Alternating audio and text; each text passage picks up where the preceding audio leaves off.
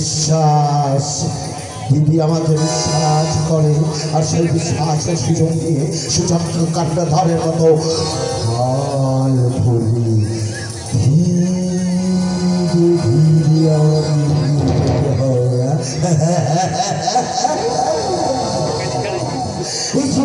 আমি হচ্ছে জীবন, আর পিছিয়ে থাকা মানে জীবনের আর এক নাম মরণ।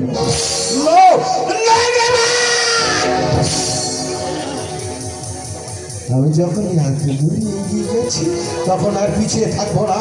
কাজেই কোনো বাধা আমাকে প্রতিবন্ধকতা সৃষ্টি করতে পারবে না। প্রয়োজন হলে এই বাড়ি থেকে তাড়াতে হবে। ভুলেও এমন কাজটি করিস না। বড় বাধা হয়ে গেলে এই বিষয় সম্পত্তির অর্ধেক ভাগ দিতে হবে। এই সম্পত্তির অংশ আমি ওকে কিছুতেই দেব না। আচ্ছা দিদি, তুই যে মাঝে মাঝে আমার নাবালিকার মতো কথা বলিস কেন আমি কিছুতেই বুঝতে পারি না। আমি আজ না দিলে দুদিন বাদে যখন জামাই বাবু মারা যাবে তখন তো আর সূত্র অনুযায়ী অর্ধেক ভাগ দিতে হবে। তাহলে কি হবে? আর হবে দিদি, কি আর হবে? সবে নাটক শুরু হয়ে গেছে, আর এই নাটকের বদ্ধ ভূমিকায় অভিনয় করবি তুই আর আমি। মহাভারতে সবরি মামা যারা পাশার কালে স্ত্রীমাত্রার পাঞ্চ পাণ্ডবকে বনবাস পাঠিয়েছিল, ঠিক তেমনি করে বুদ্ধি খেলায় আমাদের এগিয়ে যেতে হবে। অরুণকে বাড়ি থেকে তাড়িয়ে দিতে হবে। কিন্তু কেমন করে? জামাই বাবু অরুণকে ভীষণ ভালোবাসে, কাজেই জামাই বাবুর সামনে অরূপকে হেয় প্রতিপন্ন করতে হবে যাতে অরূপের প্রতি জামাই বাবুর বিতৃষ্ণা এসে যায়। আর সেই বিতৃষ্ণার পরে অরূপ বাড়ি থেকে বেরিয়ে গেলে আর কোনোদিন ফিরে আসবে না। আর ওই ডাইনি বউ বাড়িতে থাকবে। হায় সোহাগী বউ, হায় আদরের বউ, ওখানে নববধূ আসিতে দিশেহারা খুশিতে, নববধূ আসিতে দিশেহারা খুশিতে নাচিতে সকল কথা বউ। আদরের বউ, হায় সোহাগী বউ, হায় আদরের বউ। দিদি,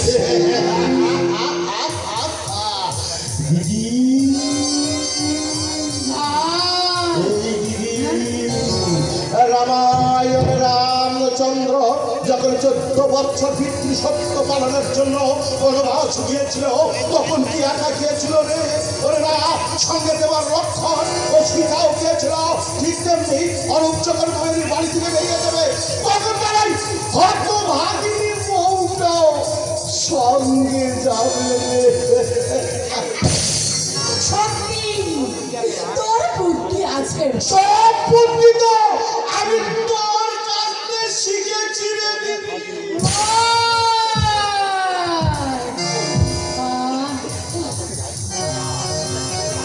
ভালো থাকি ভাই, ভালো থাকি। কিন্তু কিন্তু তুই একটা তাড়াতাড়ি ব্যবস্থা কর। ওই সতীনের ছেলে আর ওই ডাইনি বউকে আমি সহ্য করতে পারছি না। আমার শান্তি নেই, এবার রাতে আমার ঘুম নেই। চিন্তা করিস না দিদি, তুই কোনো চিন্তা করিস না। ওদের তাড়াবার দায়িত্ব যখন আমার তখন আমি তাড়াই। তবে এই গ্রাম থেকে ওদের তাড়াতে না পারি, এই পৃথিবী থেকে ওদের আমি তাড়িয়ে দেব। তুই না শুধু আমার কথা মতো কাজ করে যা। হ্যাঁ, আমি তোর কথা মতো কাজ করবো। তুই শুধু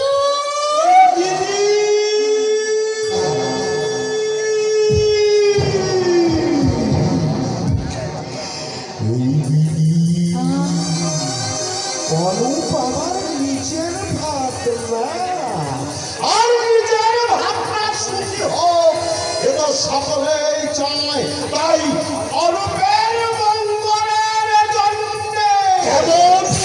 কাজ নেই যা তুমি করতে পারো না, তাই না বাবা? আমি বলছিলাম কি বাবা, আমার মঙ্গলের জন্য তুমি এতখানি করতে যেও না, তাহলে দেখবে ওই মঙ্গলের চেয়ে অমঙ্গলটাই হয়েছে বেশি না। এই বাড়িতে ছিলাম আর দেখছিলাম একটা সাজানো সংসার কিভাবে ভেঙে তছনছ করে যাওয়া ষড়যন্ত্র চলছে। তাই আমি বলছি মা, এই বাবার ইন্দোরে এই সোনার সংসারটাকে তুমি ভেঙে তছনছ করে দিও না, আগুন জ্বালিয়ে দিও না, তাহলে দেখবে সেই আগুনের তাপ পায়ে আমরা সবাই পুরে ছাই হয়ে গেছি, কারণ রেহাই নেই।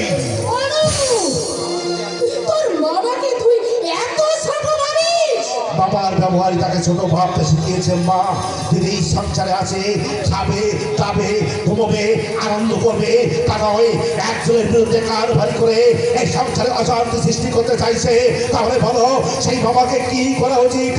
এই বাড়িতে রাখে ফুল চন্দন দিয়ে পুজো করবো, টাকা দিয়ে এই বাড়ি থেকে চিরদিনের মতন দূর করে দেবো।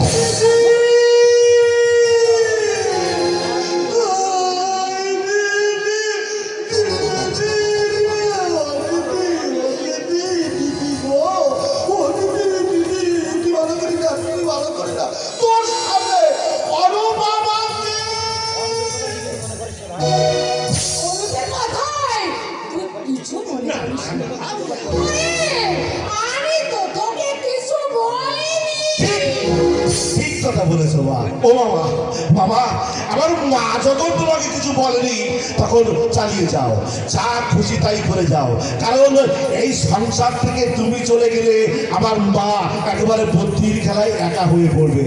জানো, এই বুদ্ধির খেলায় এই বাড়িতে তুমি ছাড়া আমার মার কাউকে সঙ্গে পাবে না।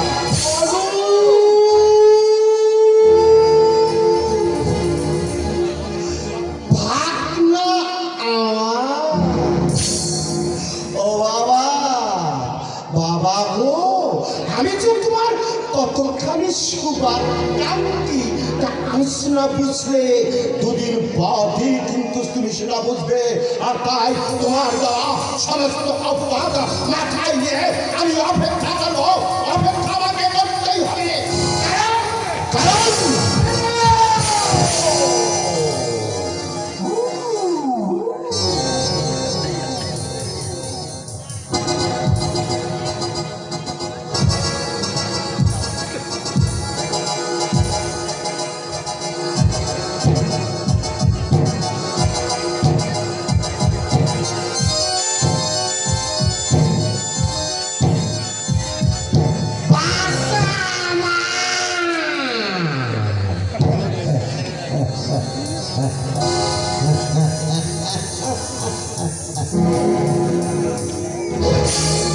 কারণ প্রবাদে আছে জম সময় ভাত না দিন নয় আপনার।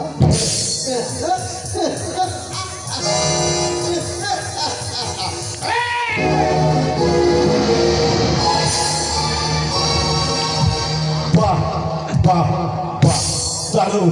আমার মামা দেখলেন তো কি সুন্দর অ্যাক্টিং করে গেল। লেখাপড়া শিখে হ্যাঁ, আমি লেখাপড়া শিখেছি, আর লেখাপড়া শিখেছি বলেই তো এই বিবেক মনুষ্যত্বটাকে এখন তোমার পায়ে জ্বালান করে দিতে পারিনি। আর যদি লেখাপড়া না শিখে একইভাবে মূর্খ হয়ে থাকতাম, তাহলে বাবাকে নিয়ে তোমার মতোই বাড়িতে মাতামাতি করতাম।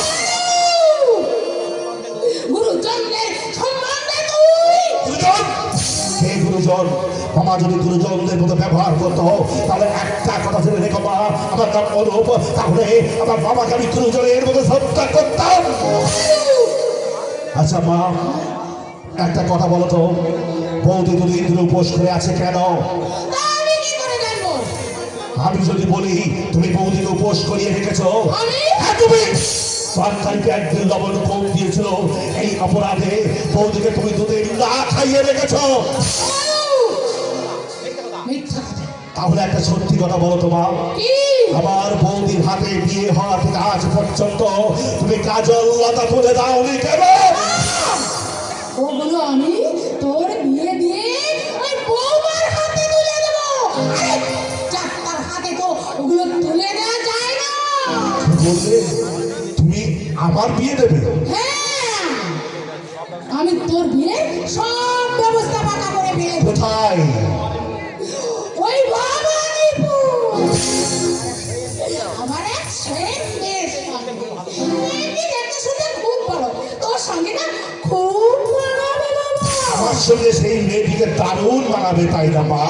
কিন্তু মা, বিয়ে তো আমি করবো না। কেন? এক পুত্র বধূকে তুমি আজও মেনে নিতে পারোনি, তাই তোমাকে বলছি শোনো।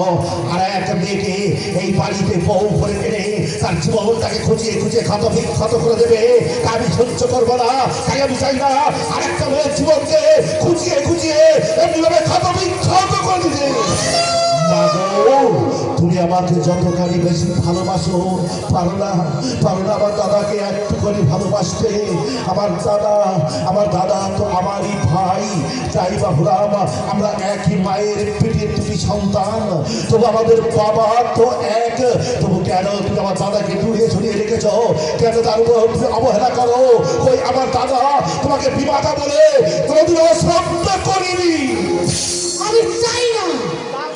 আমি যা করেছি আমি আমি তোর মঙ্গলের জন্যই করেছি। আমার মঙ্গলের জন্য নয় মাগো, আমার মঙ্গলের জন্য।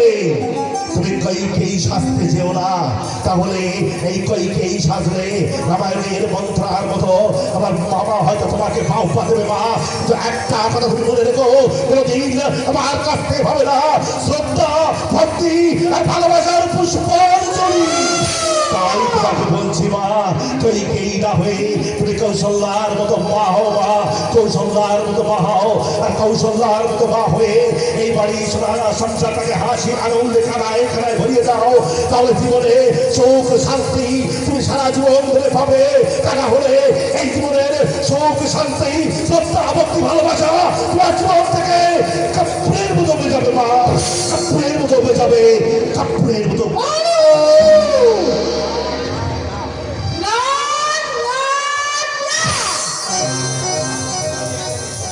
সখিনের ছেলেকে আমি কিছুতেই আপন ভাবতে পারবো না। মাগো, সামন্তন নেই মা, তাই আপনার শাড়িটা। হ্যাঁ, এই তো সেদিন সাদা আনা হয়েছে আর আজই শেষ হয়ে গেছে। বলি, তুমি কি বাবার জমিদারি পেয়েছ? এইভাবে তুমি জিনিসের অপচয় করছো। না মা, না, আমি তো কোনো জিনিসের অপচয় করি না মা। তাহলে এই সময়ের মধ্যে সাবানগুলো শেষ হলো কি করে? সকলের জামা কাপড় পরিষ্কার করতে গিয়ে আমাকে আর বোঝাতে হবে না। অলক্ষী আমার সংসার এসে আমার সংসারকে জ্বালিয়ে পুড়িয়ে ছাই করে দিল। চুপ! আমার চোখের সামনে থেকে দূর হয়ে যাও। তাই যাচ্ছি। আমি তাই যাচ্ছি মা, আমি তাই যাচ্ছি। ছাড়ো! তোমাকে যে দিদির খেতে দেওয়া হয়নি, অনুবেদ কথা জানলো কি করে? ওই, আমি তো কাউকে কিচ্ছু বলিনি মা। তাহলে অনুপ জানলো কি করে? আমি জানি না, আমি কিচ্ছু জানি না। ভেবেছিস আমার বিদ্বেষ হজম করবি? জানিস জানিস তোর ওই বিষ দাদারি ভেঙে দিতে পারি। মাগো, আপনি আমাকে যতখানি ছোট ভাবেন, আমি ততখানি ছোট নই। আপনি শুধু শুধু আমাকে আমার মুখের উপর তোমার কথা।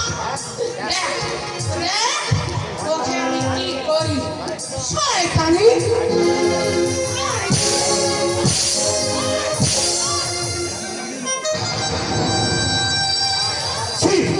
সেই মাছে বৌদির গায়ে তুমি হাত তুলেছো কেন? যাকে তুমি দুদিন ধরে খেতে দাওনি, যাকে তুমি দুদিন উপোস করিয়ে রেখেছ, যাকে কাতার মতো এই সংসারে খাটিয়েছ, আজ যদি তোমার বিরুদ্ধে একটা প্রতিবাদ করেনি, তার গায়ে হাত তুলতে তোমার বিবেকে বাধ্য না। আজ শাশুড়ি হয়ে পুত্রবধূর গায়ে হাত তুলে তুমি যে অপরাধ করেছ, তাতে এই সমাজে কোনো পুত্রবধূ তার শাশুড়িকে শাশুড়ি বলে মেনে নেবেন না। এমন অলক্ষী বউর মুখে আমি মন ডাক শুনতে চাই না। অলক্ষী? কে অলক্ষী? বৌদি না মানা, তোমার দেওয়া শত আঘাত সহ্য করে যে একটা প্রতিবাদ করেনি, তোমার দেওয়া শত আঘাত তার বুকের মধ্যে রেখে যে তোমার সামনে দাঁড়িয়ে জোর করে করে কথা বলেনি। একটা কথা বলে রেখো মা, অলক্ষী শোনো, অলক্ষী হচ্ছ তুমি। তোর গর্ভধারিণী মাকে কি আমার কথা বলতে পারলি? আজ বৌদির উপর তুমি যে আচরণ করেছো, তাতে যে তুমি আমার মা, এই কথাটা ভাবতে আমার ঘৃণা বোধ হচ্ছে। এটা হচ্ছে সমস্ত জাতি এবং সভ্যতার কলঙ্ক। একটা কথা মনে রেখো মা, তাই তো ভগবানের কাছে আমি দুহাত জোর করে বলি, ওকে ভগবান এই সমস্ত মায়েদের করবে কোনোদিন যেন সন্তান না জন্মায়। তুমি একটা মা নামের কলঙ্ক, তুমি একটা ডায়েরি, তুমি একটা রাক্ষসী। হ্যাঁ, আমি রাক্ষসী হব, তবু এই সতীনের ছেলে বউকে আমি কোনোদিন আপন করতে পারবো না। পারবো না।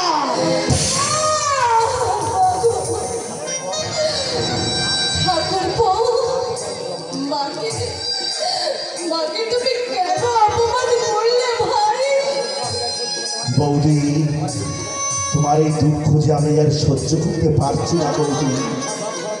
সর্বাংশ হাধরিত্রীর মতো আর কতদিন এত দুঃখ বুকের মধ্যে চেপে রেখে এই মুখের হাসি দিয়ে এই সংসারে সকলের মনকে কানায় কানায় ভরিয়ে দেবে বৌদি? বলো কতদিন? কাঁদো কাঁদো বৌদি, কাঁদো। কেঁদে কেঁদে এই পৃথিবীর কঠিন মাটিকে তুমি ভিজিয়ে দাও, তাতে এই সংসারের সকলের হয়তো মঙ্গল হবে।